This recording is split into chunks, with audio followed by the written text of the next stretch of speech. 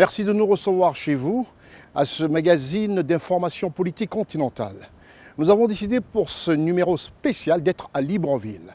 C'est vrai que traditionnellement, c'est depuis Abidjan que nous vous offrons ce programme qui présente un tout petit peu l'information de nos leaders politiques, nos chefs d'État, s'il faut bien dire les choses, savoir comment est-ce qu'ils travaillent et que le peuple continental, les Africains, les Afros, les panafricanistes sachent exactement qui sont nos chefs d'État.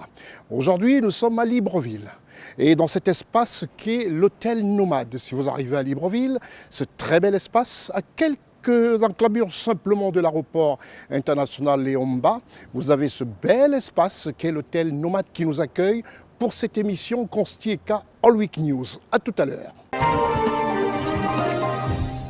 Présidé par son Excellence Ali Bongo Ondimba, président de la République gabonaise, s'est tenu le 27 avril à Libreville, ici même au Gabon, la prestation des serments des ministres, des 4 nouveaux ministres qui ont été nommés lors du remaniement ministériel, en présence des juges constitutionnels, membres de la Cour constitutionnelle gabonaise. Reportage Muriel Kouakou, Teddy Ossé.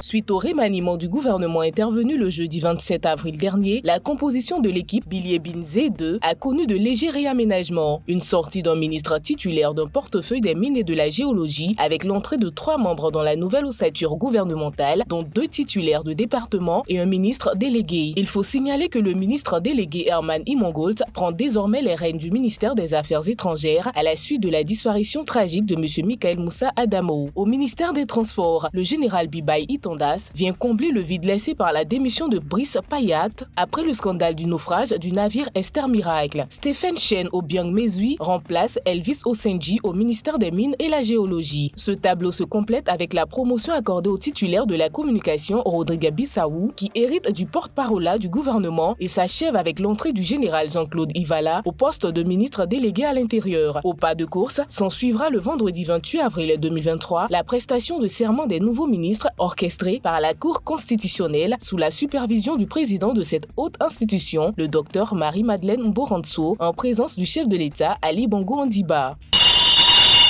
La Cour! Excellences, mesdames et messieurs, veuillez prendre place. Je déclare ouverte l'audience solennelle de prestation de serment des membres du gouvernement. Conformément aux dispositions de l'article 15 de la Constitution, le président de la République, en présence des membres de la Cour constitutionnelle, reçoit ce jour le serment des membres du gouvernement nouvellement nommés. Je jure de respecter la Constitution et l'État de droit, de remplir consciencieusement les devoirs de ma charge dans le strict respect de ses obligations de loyauté à l'égard du chef de l'État, de garder religieusement, même après la cessation de mes fonctions, la confidentialité des dossiers et des informations classées secret d'État et dont j'aurai une connaissance dans l'exercice de celle-ci. Je le jure. Je le jure. Je le jure. Je le jure. À la suite de ce cérémonial républicain, un conseil des ministres du gouvernement Bilie Binze 2 s'est réuni, présidé par le chef de l'État.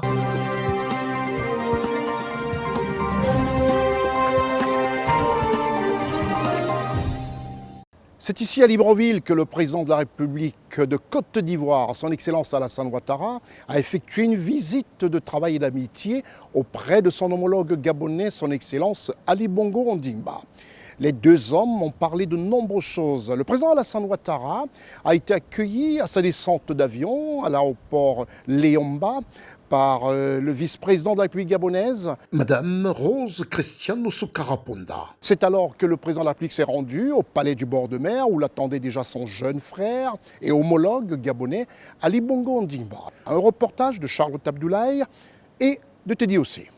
Le président de la République, son Excellence Alassane Ouattara, a effectué ce samedi 29 avril 2023 une visite d'amitié et de travail à Libreville au Gabon à l'invitation de son homologue gabonais, son Excellence Ali Bongo Ondimba. Le chef de l'État a été accueilli à sa descente d'avion par son Excellence Madame Rose Christiane Oussoukaraponda, vice-présidente de la République gabonaise, des membres du gouvernement gabonais, des représentants de la communauté ivoirienne vivant au Gabon. Après les salutations d'usage, l'exécution des hymnes nationaux, Son Excellence Alassane Ouattara a passé les troupes en revue. Il s'est rendu ensuite au pavillon d'honneur et il a eu un tête-à-tête avec Son Excellence Madame Rose Christiane Ousoukara-Ponda, vice-présidente de la République gabonaise. Le chef de l'État ivoirien, Son Excellence Alassane Ouattara, a eu droit à un imposant bain de foule de la communauté ivoirienne vivant au Gabon, venue témoigner leur reconnaissance. Le président Alassane Ouattara s'est ensuite rendu au palais de la présidence de la République pour un entretien avec son homologue gabonais. Au terme de l'entretien, le chef de l'État s'est réjoui de cette visite après celle de janvier 2022 qui s'inscrit dans le cadre du renforcement et de la consolidation des excellentes relations d'amitié, de fraternité et de coopération qui existent entre la Côte d'Ivoire et le Gabon. Je suis à Libreville ce matin à l'invitation de mon frère, mon ami le président Ali Bongo.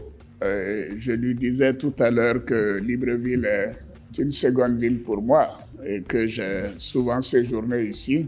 En réalité, donc, je reviens à la maison voir mon jeune frère. Et cette visite est une visite d'amitié, une visite fraternelle. Et bien évidemment, cela nous donne l'occasion d'échanger sur les questions relatives à la coopération entre la République gabonaise et la République de Côte d'Ivoire.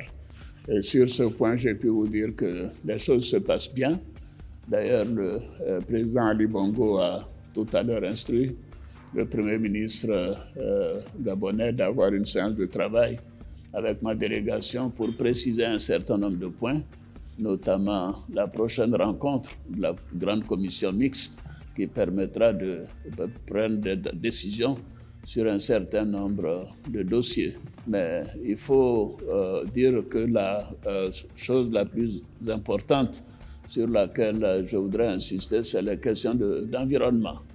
Et féliciter le président Bongo pour le One Forest Summit qui a donné un éclat particulier aux conséquences de cette situation de pollution générale dans le monde. Enfin, sur la question de la monnaie unique ouest-africaine à l'ECO, le président de la République de Côte d'Ivoire, Son Excellence Alassane Ouattara, a souligné que des discussions continuent d'être menées, aussi bien au niveau des chefs d'État que de la commission de la CEDEAO. À cet égard, il a affirmé que des progrès importants ont été faits sur la question de convergence, notamment en matière d'inflation, de croissance et de déficit. Ainsi, en 2020, un certain nombre de pays, dont la Côte d'Ivoire, avaient déjà rempli la quasi-totalité des critères de convergence. Malheureusement, la pandémie du Covid-19 a créé un déficit et des taux d'inflation importants, surtout dans les pays aux monnaies à taux de change flexible. Au regard de cette situation, il pense que l'ECO ne pourra pas être mis en place avant quelques années. Au terme de la visite, le chef d'État a quitté Libreville en milieu d'après-midi pour Abidjan.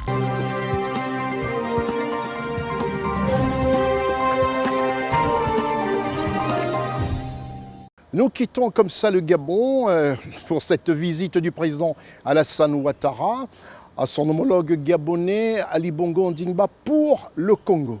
Le Congo, où le président Sassou Nguesso a posé la première pierre de la tour SNPC à Pointe-Noire et qui sera construit sur 10 000 m² et sera composé de 16 étages dont un auditorium de 528 places. Le président de la République du Congo, son excellent Denis Sassou Nguesso, qui a un objectif et un souci permanent, c'est d'apporter du bonheur aux Congolais. Reportage Charlotte Abdoulaye.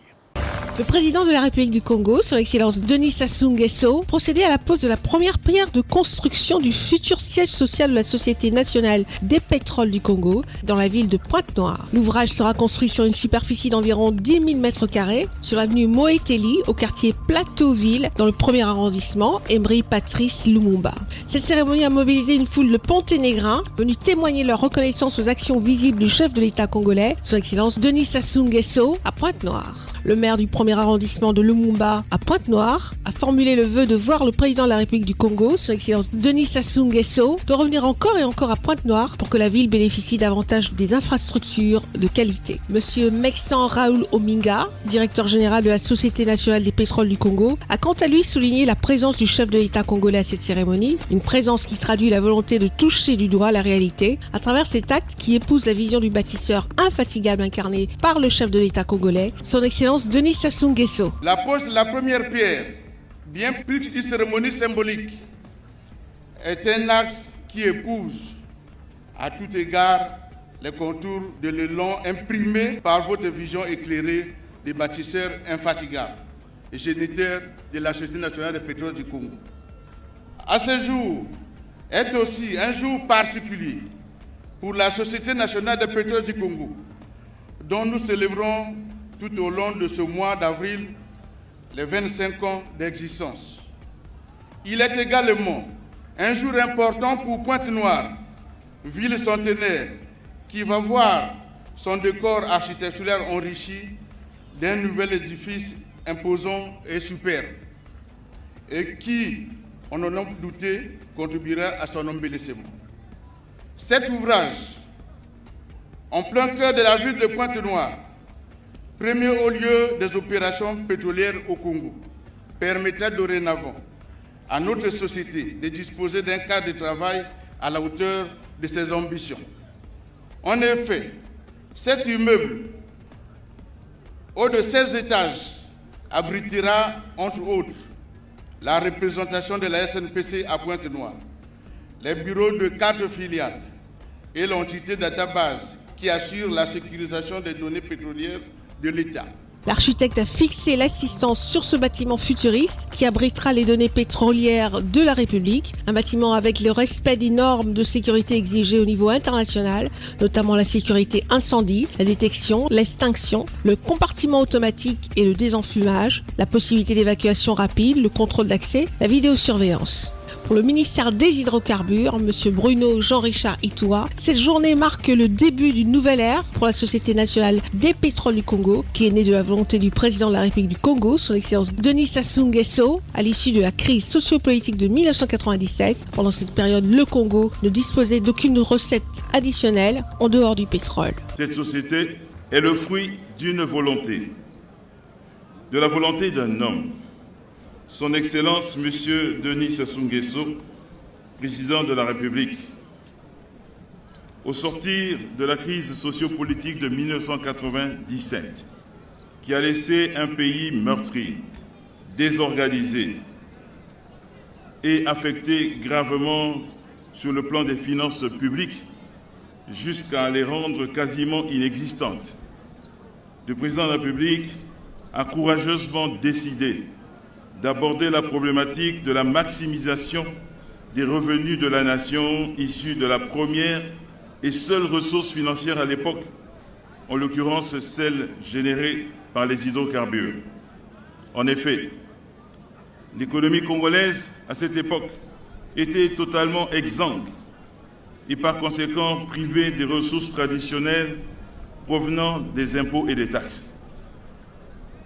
Pour relancer l'économie nationale, sans aide aucune de développement de la part des bailleurs de fonds internationaux, le Congo se devait de puiser dans sa propre intelligence pour se doter de la capacité à générer et reconstituer la richesse et les ressources financières du pays. L'immeuble de 16 étages sera composé des bureaux, salles de conférence, auditorium de 528 places, restaurants, 5 ascenseurs, 2 monte-charges, parking souterrain, parking extérieur, salle de sport, des salles polyvalentes. Le président de la République du Congo a solennellement accompli cet acte qui lui est désormais familier, la pose de la première pierre de la tour SNPC, donnant lieu à l'exécution des travaux de construction de cet immeuble moderne, répondant aux besoins actuels et futurs. Le début des travaux du futur siège de la CNPC est prévu en juin prochain pour une durée de 24 mois. L'entreprise chargée de la construction de l'édifice est la société turque Centurion Partner SARL.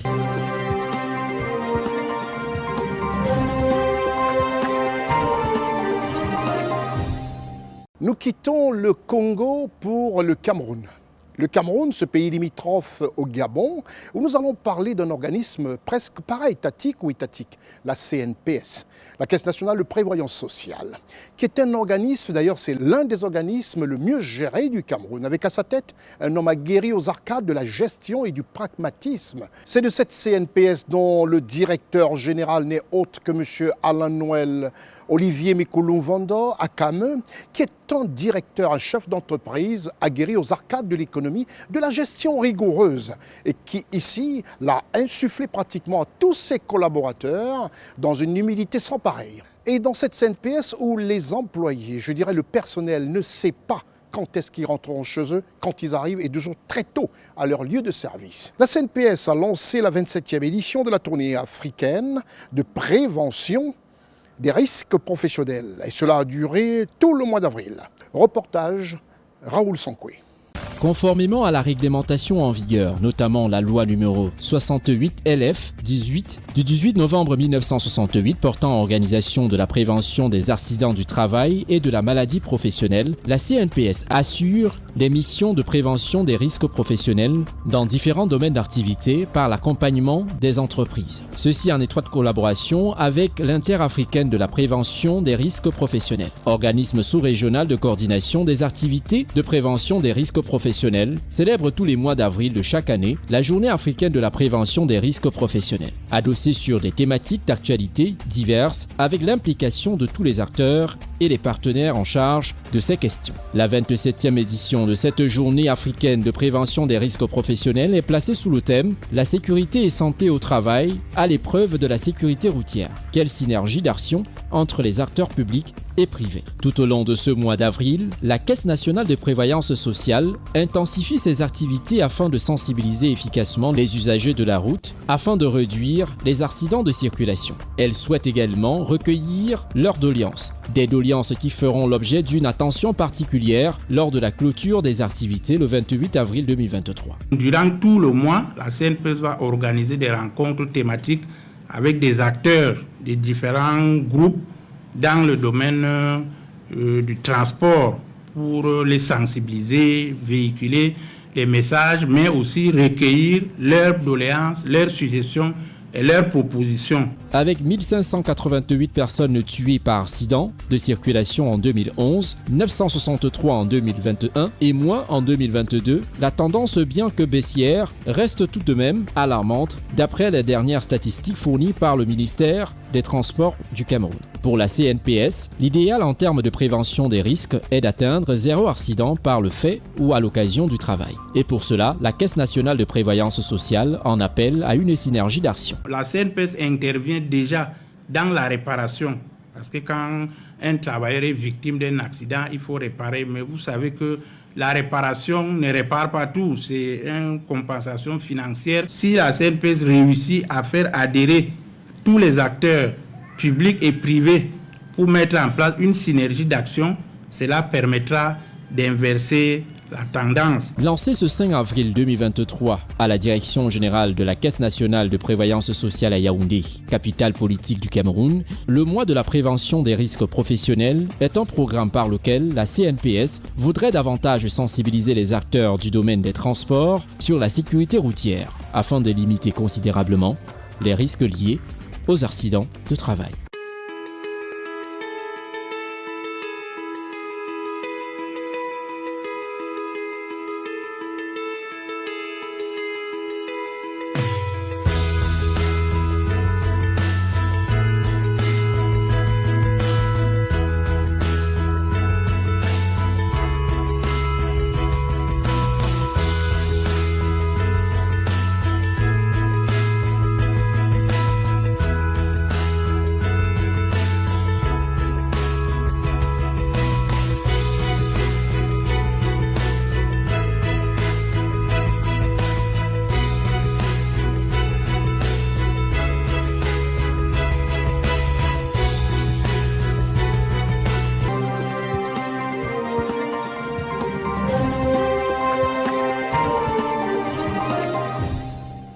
Nous quittons comme ça le Cameroun et nous allons parler de la Côte d'Ivoire. Mais avant, retenez qu'ici nous sommes à la baie des Rois. La baie des Rois, c'est cet univers qu'a pensé le président Ali Bongo pour offrir aux Gabonais d'abord et aux Africains que vous êtes, un univers qui va vous permettre de vous abstenir de croire qu'il faut aller prendre du bon air, du bel air à Miami, dans les Caraïbes. Ici, vous avez tout. Regardez, grâce à ces images de la caméra d'Alain, regardez cette baie des Rois. La baie des Rois, ici, même à Libreville, à quelques centimètres, je dirais même, à vol d'oiseau, à quelques secondes du palais présidentiel, de la cour constitutionnelle, cette belle bâtisse, vous avez un univers comme celui-là, qui a des restaurants, qui a vraiment un endroit, et là où je vous parle, de là où je suis pratiquement à 5 mètres de la mer. La mer. Et je peux vous rassurer que quand on est ici, on oublie tout. On est à 35 minutes de Douala. On est à 1h30 du Congo, c'est-à-dire de Brazzaville ou de Pointe-Noire, et à 2 heures simplement d'Abidjan. Alors, comment ne pas penser à faire du tourisme dans cette belle ville de Libreville, au cœur du Gabon? Nous allons parler de ce Conseil des ministres qui s'est tenu le 3 mai dans l'enceinte du palais présidentiel de la Côte d'Ivoire, en présence du président de la République de Côte d'Ivoire, chef de l'État, son Excellence Alassane Ouattara. Étaient présents tous les membres du gouvernement, y compris le Premier ministre Patrick Hachi. Un reportage de Koulibaly Ousmane et Charlotte Abdoulaye. Ce mercredi 3 mai 2023, un conseil des ministres s'est tenu de 11h à 13h30 au palais de la présidence de la République à Abidjan, sous la présidence de son Excellence Alassane Ouattara, président de la République de Côte d'Ivoire, chef de l'État. Chose promise, chose due, au titre du ministère de l'Intérieur et de la Sécurité, en liaison avec le ministère de l'Économie et des Finances et du ministère du Budget et du Portefeuille de l'État, le conseil des ministres a acté par une ordonnance la promesse faite par le président de la République de Côte d'Ivoire, son Excellence Alassane Ouattara, aux partis et groupements politiques représentés au Sénat lors de son message sur l'état de la nation le 25 avril 2023 devant le Congrès. Le Conseil a adopté une ordonnance portant modification des articles 4, 5, 6, 7 et 20 de la loi du 10 septembre 2004 relative au financement sur fonds publics des partis et groupements politiques et des candidats à l'élection présidentielle et abrogeant la loi du 14 décembre 1999 ainsi que son projet de loi de ratification. Au titre du ministère de la Construction, du Logement et de l'Urbanisme, en liaison avec le ministère de l'Intérieur et de la Sécurité, le ministère du Plan et du Développement, le ministère de l'Économie et des Finances, le ministère du Budget et du Portefeuille de l'État, le ministère de la Communication et de l'Économie numérique et le ministère de la Culture et de la Francophonie. Le Conseil des ministres a validé le projet d'adressage des rues du district d'Abidjan qui vient d'achever l'étape du choix des noms des rues. Le Conseil a adopté une communication relative à l'adoption des répertoires toponymiques des voies structurantes du district d'Abidjan et des voies des communes de Koumassi, Marcory, Trècheville, Plateau, Adjamé et Atekoubé-Est. L'élaboration des répertoires toponymiques a consisté à identifier l'ensemble des unités d'occupation, notamment les habitations, les commerces, les ouvrages publics et les équipements, à leur donner un numéro et à dénommer essentiellement l'ensemble des voies d'Abidjan. Au titre du ministère de l'Hydraulique, de l'Assainissement et de la Salubrité, en liaison avec le ministère de l'Économie et des Finances et le ministère du Budget et du Portefeuille de l'État. L'usine d'eau potable de la Mai, la plus grande en Afrique de l'Ouest, dont les travaux ont débuté en 2018, sera inaugurée en 2023. Le Conseil a adopté un décret portant approbation du contrat de partenariat entre l'État de Côte d'Ivoire et la Société ivoirienne des eaux et de l'environnement pour l'exploitation et la maintenance de l'usine de production d'eau potable de la Mai, d'une capacité de production journalière de 240 000 m3 pour un coût global de 212 milliards de francs CFA. La réalisation de l'usine de production d'eau potable de la Mai vise à répondre durablement à la demande croissante d'eau potable dans le district d'Abidjan par prélèvement d'eau dans la rivière Mai. À pleine capacité, l'usine fournira environ 25% des besoins journaliers de consommation en eau de la ville d'Abidjan. Au titre du ministère de la Communication et de l'Économie numérique, en liaison avec le ministère de l'Économie et des Finances et le ministère du Budget et du Portefeuille de l'État. Depuis 2018, la Côte d'Ivoire a migré à la TNT, télévision numérique et terrestre. Le Conseil des ministres du 3 mai 2023 a fait les états de cette migration technique. Le Conseil a adopté une communication relative à l'achèvement de la mise en œuvre du projet de déploiement du réseau de télévision numérique terrestre, la TNT donc, en Côte d'Ivoire.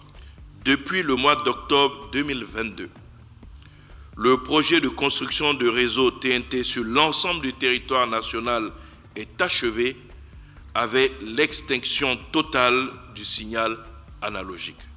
Aussi, le Conseil s'est félicité de l'achèvement de la conduite de cette opération qui consacre l'émergence d'un marché de l'audiovisuel libéralisé et dynamique source d'opportunités d'emploi et de perspectives pour la jeunesse, avec l'arrivée de nouvelles chaînes commerciales dans le paysage audiovisuel national. Le prochain Conseil des ministres se tiendra le mercredi 31 mai 2023 à Abidjan.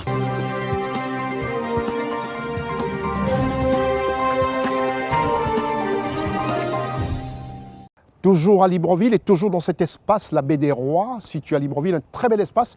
J'en profite d'ailleurs avec toute l'équipe, Teddy Ossé, Alain et tout le monde. Nous allons parler de ce qui a marqué, qui a rythmé la ville de Libreville le mercredi 3 mai dernier, à savoir la rentrée solennelle de la Cour constitutionnelle gabonaise, présidée par le docteur Marie-Madeleine Boranso. Ils étaient tous là, à savoir le président de la République gabonaise qui a honoré de sa présence à cette grande rentrée de la Cour constitutionnelle. Une rentrée qui s'est faite avec un plus. C'était l'occasion pour le président de la Cour constitutionnelle gabonaise de réunir les femmes juges des pays africains, les femmes juges africaines, pour la première séance, la première assise qui leur permettra de discuter et d'avoir des travaux durant cette journée du mercredi. Et dans la soirée, ils se sont retrouvés à un dîner qui a été offert dans les prestigieux salons de l'hôtel Nomade par le Premier ministre, chef du gouvernement, M. Alain-Claude Bilibizé. Un moment exceptionnel, cette rentrée de la Cour constitutionnelle que votre illustre serviteur a eu l'occasion de vivre. Très majestueux, royal même, je dirais. Et surtout, l'occasion pour le président de la Cour constitutionnelle de clore l'exercice 2022 et d'ouvrir les activités 2023 de la Cour constitutionnelle gabonaise. Reportage depuis Libreville, Charlotte Abdoulaye, Teddy Ossé. L'auditorium Marie-Madeleine Borancio de la Cour constitutionnelle a fait le plein de personnalités le mercredi 3 mai 2023 pour la rentrée solennelle de la Cour constitutionnelle. Tout a commencé par le rituel toujours attendu de la cloche du greffier en chef. Excellences, Mesdames et Messieurs, la Cour! La cérémonie de l'audience marquant la rentrée solennelle de la Cour constitutionnelle gabonaise. En cette circonstance particulière, la présidente de la haute juridiction, Dr Marie-Madeleine Boranso, s'est félicitée de la présence du chef de l'État, son Excellence Ali Bongo Ondimba, et qui se trouve par ailleurs être le président du Conseil supérieur de la magistrature. Il est à noter qu'un prestigieux panel d'invités venus de diverses contrées est venu marquer leur amitié ainsi que leur reconnaissance au Dr Marie-Madeleine Boranso et à l'ensemble du Collège des juges constitutionnels.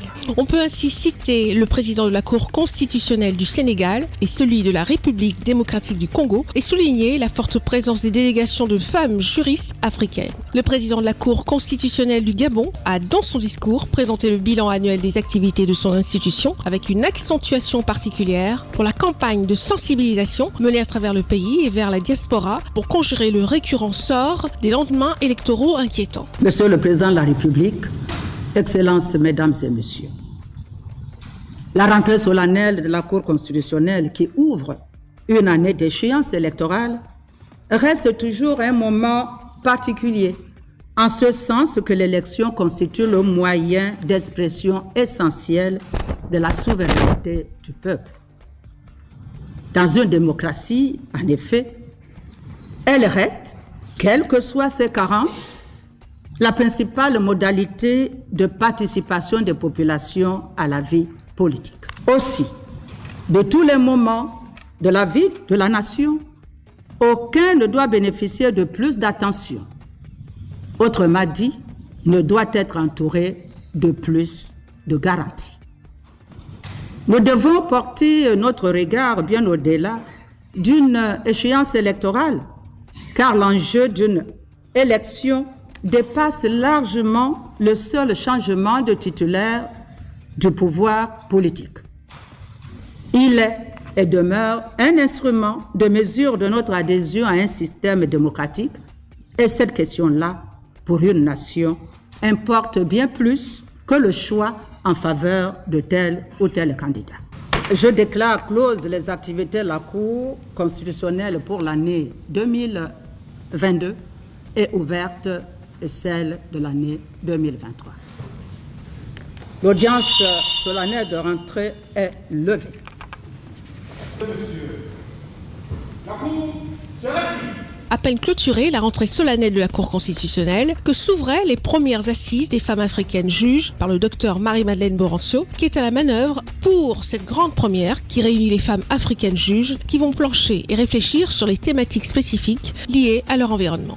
En effet, Monsieur le Président de la République, vous avez fait des droits de la femme l'une de vos priorités, au point de décréter une décennie pour la femme gabonaise, qui se traduit par une législation abondante et variée dans la garantie et la protection de nombreux droits reconnus aux femmes.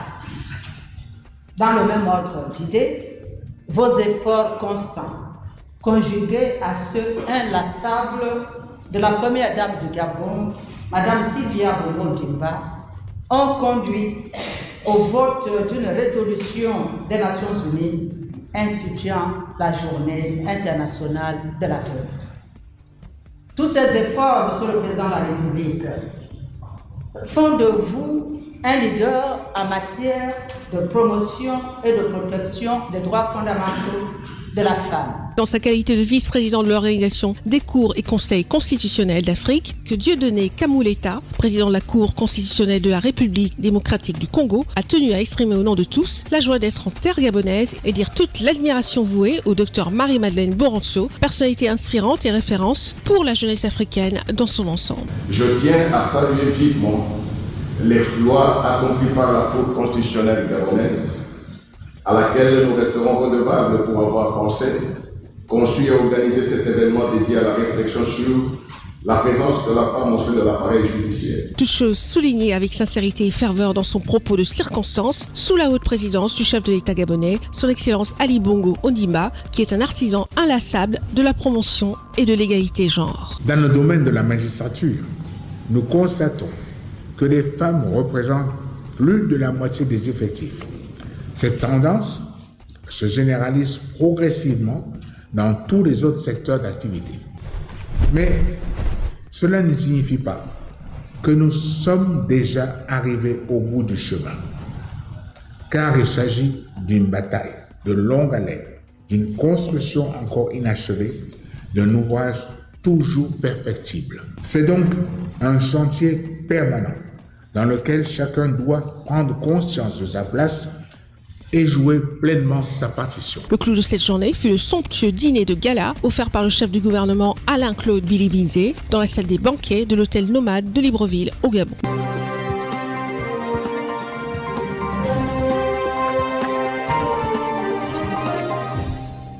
C'est l'heure du grand format. Nous sommes toujours ici, à la Baie des Rois, comme je vous le disais tantôt, ce bel espace qui a été l'imagination et déjà la réalisation de cet espace par le président de la République gabonaise, son Excellence Ali Bongo Ondimba. Quand on a vu des bonnes choses, on a souvent envie de les reproduire chez soi. C'est ce qu'il fait.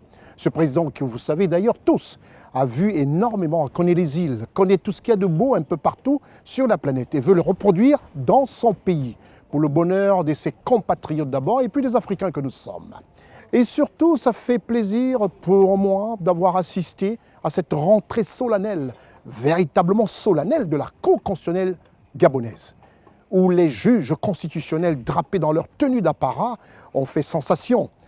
Pour moi qui assistais pour la toute première fois. Et surtout le roi de la cloche, ce personnage atypique. Quand il sonne sa cloche, ça fait vraiment frémir. Et toute la salle a été remuée à cette rentrée de la Cour constitutionnelle. Nous allons nous atteler, et rien de plus normal, puisque nous sommes à Libreville, au Gabon, d'offrir ce grand format à la personne indiquée, à savoir le président de la Cour constitutionnelle gabonaise, qui nous a accordé il y a quelques mois une grosse interview baptisée Devoir de mémoire. Nous avons décidé d'extraire de cette interview l'abécédaire confidentiel à laquelle elle s'est complètement prêtée au jeu. La lettre A, B, C, D, E sont celles que nous avons retenues pour ce grand format. C'est l'heure de notre grand format. Madame le Président de la Cour constitutionnelle, A comme l'Afrique. Qu'avez-vous apporté à l'Afrique? Je suis d'abord un enseignant. Au-delà du fait que je suis magistrat, je suis un enseignant. Donc j'ai eu à encadrer pendant plus de 10 ans des étudiants à l'université Omar Bongo Ondimba et à l'Institut de l'économie et des finances qui accueillait les étudiants venus de l'Afrique, de toute l'Afrique. Mais je peux dire que ce que j'ai apporté et qui continuera à bénéficier aux jeunes Africains, c'est un cadre de formation de qualité multidimensionnel, parce que j'ai créé un lycée à cycle complet de la 6e jusqu'en terminale, dans toutes les disciplines scientifiques, littéraires et autres. Mais j'ai également créé l'Université internationale de Libreville, qui comprend en son sein plus de 5 établissements, dont, je peux en citer quelques-uns, l'Institut de sciences de gestion et d'économie appliquée, la faculté de droit et des sciences politiques, l'Institut de recherche biomédicale et technologique, mais également Polytechnique de Libreville. Et cette grande université est ouverte sur le monde entier. Les enseignants viennent du monde entier et les étudiants également, puisqu'il y a non seulement des internats au niveau du lycée, mais également des campus au niveau du supérieur. Donc, je pense que c'est ce que j'aurais apporté de pérenne pour mon pays. Il y a eu d'autres actions que j'ai menées pour l'Afrique. Je fais partie de ceux-là qui ont créé, au niveau qui est le nôtre ici, c'est-à-dire sur le plan juridictionnel, la conférence des juridictions constitutionnelles africaines. Et le Gabon ici, plusieurs fois, a eu à ouvrir les portes de l'institution ici pour accueillir des juges des autres pays qui venaient ici pour justement renforcer leur savoir en matière de contrôle, de constitutionnalité ou de gestion des périodes électorales et bien d'autres encore. Mais ce que je retiens de fondamental, c'est la formation. Vous convenez avec moi que pour l'Afrique, elle aura apporté beaucoup de choses que nous-mêmes étions loin d'en savoir. B, comme Bongo. Ce nom n'aurait pas échappé à notre abécédaire. Mais avant, il y a près de 3 décennies, le président de la République gabonaise accordait une interview pour la première fois à un jeune Africain noir et il parlait de l'amitié. On va se le regarder quelques secondes. Nous voulons savoir si vous avez des amis. Et déjà, qu'est-ce que c'est pour vous l'amitié, Monsieur le Président? Vous connaissez des gens qui n'ont pas d'amis? J'ai des amis, beaucoup. Parmi mes amis, ce sont parfois les plus jeunes que moi, ou les plus âgés, parce que les plus jeunes, j'ai une certaine ascendance sur eux. Les plus âgés, ils ont un droit d'aînesse sur moi. Et nous jouons à cache-cache avec tous ces amis-là. Mais à vrai dire, j'ai eu beaucoup d'amis. Vous pensez depuis petit jusqu'à aujourd'hui, depuis dans les fonctions politiques, administratives, politiques et ainsi de suite, j'ai eu et j'ai su me faire beaucoup d'amitié. Et moi, l'amitié pour moi, c'est quelque chose de sacré qui ne se trahit pas. L'amitié, quand on vous la donne, quand on vous l'accorde, il faut savoir la préserver précieusement. Et moi, je suis de cela. Mes amis sont mes amis, quelles que soient leurs conditions de vie, quelles soient leurs conditions humaines, ce sont mes amis et je m'en garde bien. Et quand j'ai un ami qui est dans le besoin ou si j'ai un problème, je me réfère aux amis. Et comme disait l'autre, tous les amis du roi n'étant pas à la cour, il m'arrive parfois d'aller vers mes amis. Est-ce vraiment des amis? Ne sont-ils pas uniquement avec vous en fonction de votre rang politique? Si j'ai un ami qui veut être ami à moi parce que je suis président de la République et par-delà il va en profiter, je lui dis non. Et sincèrement, le président de la République, c'est le président de la République, M. Omar Bongo, c'est Omar Bongo. Alors il faut savoir choisir où on choisit Omar Bongo en tant qu'individu, on est son ami, où on choisit le président Omar Bongo, là c'est autre chose. Mais il ne faut pas mélanger les deux parce que si dans l'amitié, il n'y a pas d'hierarchie, on est égal. Alors, si on est mon ami, on est donc des égaux. Mais si on veut être l'ami du président de la République, cela implique certains devoirs. Hein? Alors, c'est à ceux qui veulent être mes amis ou à ceux qui sont mes amis. J'ai des amis, par exemple, que je continue à tutoyer. Et ils me vous voient. Bon, alors c'est leur affaire, mais moi j'aurais aimé qu'ils me tutoient aussi, puisqu'on est des amis. Mais ils me disent, je suis président, il y en a qui prennent des gants pour me dire ceci ou cela. Alors moi je dis, non, on est des amis, il n'y a pas de hiérarchisation dans l'amitié, donc on peut se dire tout, sauf des choses qui frisent la provocation ou quoi que ce soit. Mais pour moi, l'amitié, c'est quelque chose de sacré, donc sur lequel il ne faut pas badiner. Après cet extrait, Madame le Président de la Cour constitutionnelle du Gabon, où le président Bongo parle aussi fort de l'amitié, que souhaitez-vous que les jeunes générations gardent de feu le président Omar Bongo? Omar Bongo Ondimba, ce n'était pas seulement le père de la nation gabonaise, c'est l'un des pères de l'Afrique. Parce qu'Omar Bongo Ondimba ne s'occupait pas uniquement des problèmes gabonais, mais des problèmes dans tous les pays africains. Et deux mots, chaque fois, c'était l'unité de l'Afrique. Deuxième mot, la formation des jeunes. Il était celui qui disait la jeunesse est sacrée. Parce que pour lui, il fallait former les jeunes pour poursuivre l'œuvre, son œuvre, mais également l'œuvre de tous ses homologues qui devaient développer l'Afrique au sortir justement de la période coloniale. Les jeunes doivent retenir de ce père-là ces deux choses: assurer toujours l'unité, quels que soient les problèmes qui peuvent surgir entre deux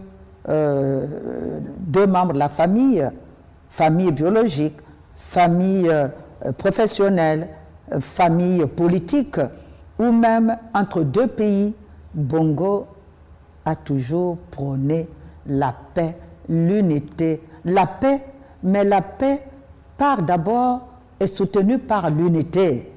C'est lorsqu'on s'entend, même si on a des mésententes, on doit tout faire pour créer les conditions de l'unité afin de sauvegarder la paix. C, comme Cour constitutionnelle, quels sont les événements qui vous ont marqué à la tête de cette haute institution, et partant de là, la contribution de la Cour constitutionnelle au service du citoyen et de la nation? Oui. La Cour constitutionnelle, c'est le corps de garde de la nation Gabon. Ici, il n'y a ni opposition, ni majorité, ni le nord, le sud, l'est. Non, il n'y a que le Gabon. La Cour constitutionnelle, depuis sa création, a toujours œuvré pour maintenir ce pays Gabon dans la paix à travers l'écoute de tous les camps politiques. Les membres de la Cour ici, lorsque nous sommes saisis, il y a le volet juridictionnel.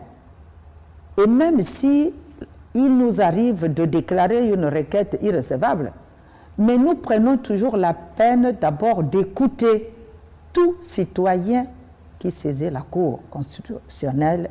Il est toujours écouté. Et ensuite, s'il y a des éléments qui ne peuvent pas être intégrés dans une décision, nous prenons toujours la peine d'inviter les pouvoirs publics compétents et leur faire part des observations que nous pensons être utiles pour le renforcement justement de la paix dans notre pays. Et c'est ce que mes collègues et moi nous faisons tous les jours, c'est veiller à la stabilité des institutions dans notre pays. Nous avons eu à recevoir ici la représentation très importante de la classe politique de l'opposition, qui est venue nous faire part de leurs suggestions relativement à l'amélioration du cadre électoral dans notre pays, en vue justement d'éviter des périodes de surchauffe, des violences à l'occasion des prochaines échéances électorales. Le siège de la Cour ici, en fait, c'est le corps de garde.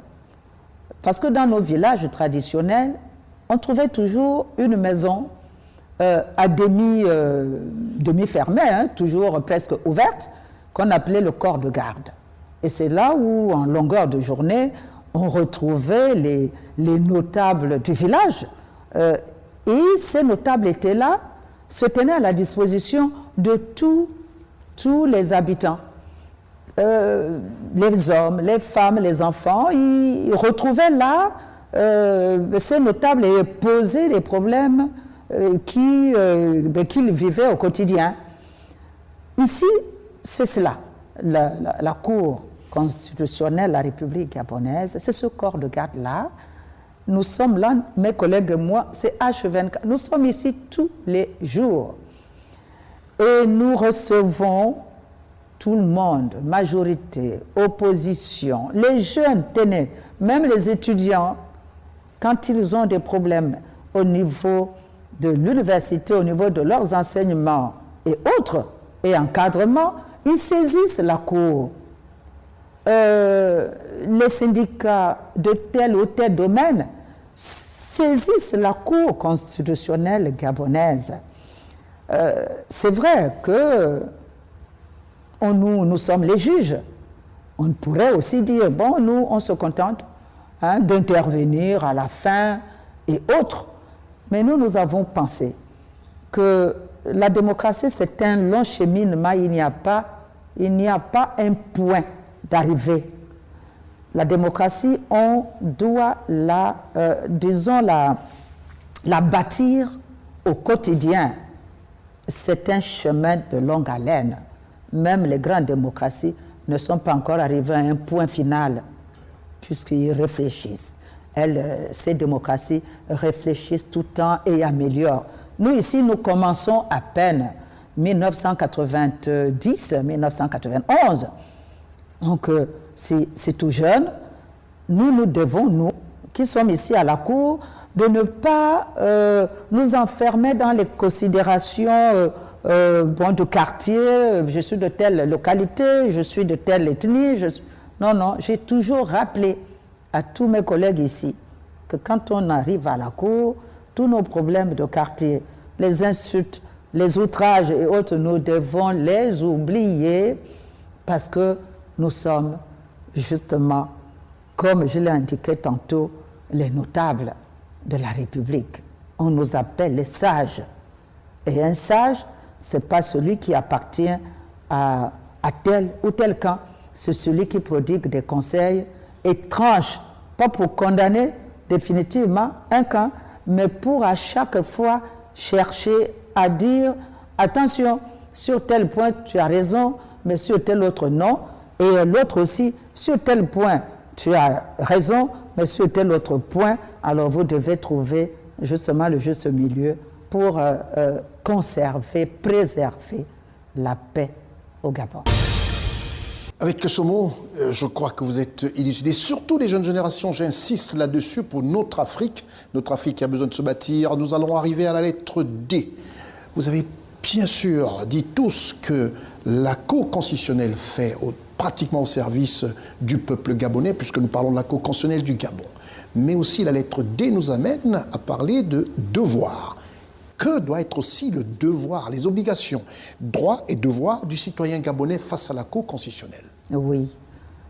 Alors, le citoyen gabonais est l'artisan justement de la paix. Il doit d'abord être conscient de ce que la paix dans ce pays dépend de lui, tout citoyen. C'est la raison pour laquelle, à chaque fois, nous invitons toujours les citoyens gabonais à se cultiver, à prendre connaissance des dispositions des lois, et particulièrement des lois électorales, parce que vis-à-vis de la Cour ici, c'est surtout cet aspect-là, les lois qui organisent l'élection dans notre pays, les citoyens doivent les lire, les approprier, les dispositions de ces textes-là. Ils seront à même, ces citoyens, de défendre leur camp politique. Parce que si eux, ils ne maîtrisent pas tout l'arsenal juridique qui organise les élections au Gabon, ces citoyens peuvent être les causes justement de la violence. Parce qu'ils ne pourront pas remplir leur rôle de citoyens dans les bureaux de vote, leur rôle de citoyens au niveau des commissions électorales, et même devant défendre les candidats qu'ils ont soutenus, bien les défendre devant la Cour constitutionnelle. Donc, à chaque fois, nous allons vers eux. Nous les invitons aussi au siège de la Cour. Nous tenons pendant de longues heures des séminaires de formation qui sont ouverts à tous les citoyens gabonais. Les rapports entre la Cour et le citoyen gabonais sont plus intensifiés au niveau de l'élection, mais c'est également au niveau de la protection de leurs droits fondamentaux. Les citoyens gabonais savent que contrairement à ce qui se passe dans plusieurs pays, y compris certains pays de longue tradition démocratique, au Gabon ici, le constituant gabonais a privilégié les droits des citoyens en leur ouvrant les portes de la Cour. Ça signifie quoi? Que le citoyen gabonais, lui, il a le droit de saisir directement la Cour constitutionnelle pour attaquer une loi votée par le Parlement ou un décret, un acte réglementaire pris par le gouvernement qui contient des dispositions qui violent ses droits fondamentaux. Tout citoyen. Alors, nous arrivons à la lettre qui est celle qui m'intéresse le plus. C'est toujours pour les jeunes générations et surtout pour répondre un peu à à ce que j'appelle les ennemis de l'Afrique, à ceux qui sont pratiquement contre la reconnaissance réelle, je dirais, par moment de nos talents, de nos leaders. C'est la lettre E. E comme études. Dans votre parcours universitaire élogieux, il y a forcément un moment que vous n'oublierez jamais. Avant que vous ne dites lequel, mais avant, nous allons écouter, et c'est très important, nous allons écouter le professeur de thèse de doctorat en Aix-en-Provence, en France, doctorant en droit constitutionnel, le professeur du président de la Cour constitutionnelle gabonaise. Un doctorat en droit constitutionnel qu'elle a obtenu avec mention très honorable et félicitations du jury. Je dis bien à Aix-en-Provence, en France. J'insiste sur ce volet des études, parce ça fait souvent mal de voir comment, à travers un crayon, derrière un smartphone, on peut déstabiliser ou encore on peut essayer de noircir des images de ceux qui doivent être un tout petit peu des idoles pour nos générations à venir et résistantes.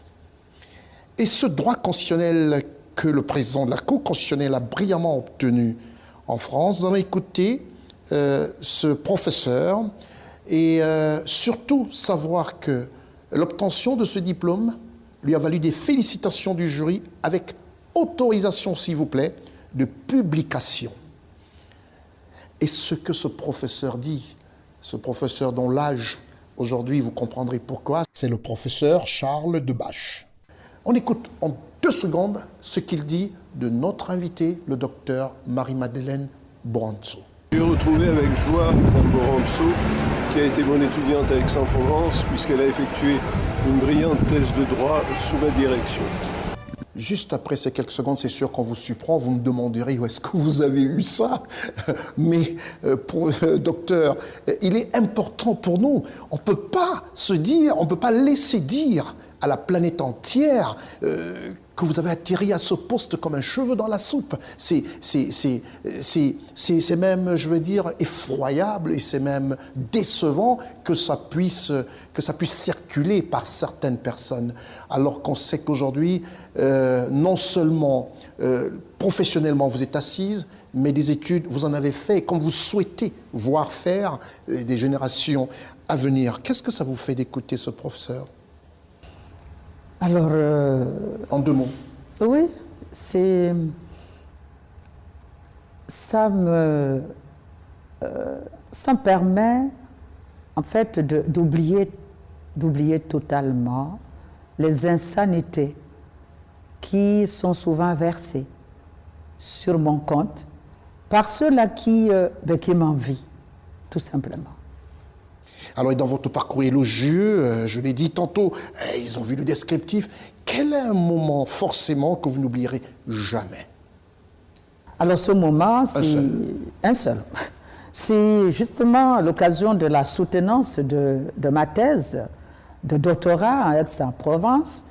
Je me retrouve là, moi qui, président de la Cour constitutionnelle, dans ma grande auge, me voici maintenant sur une petite chaise, petite table, en face des sommités, des éminents professeurs français et autres qui étaient là.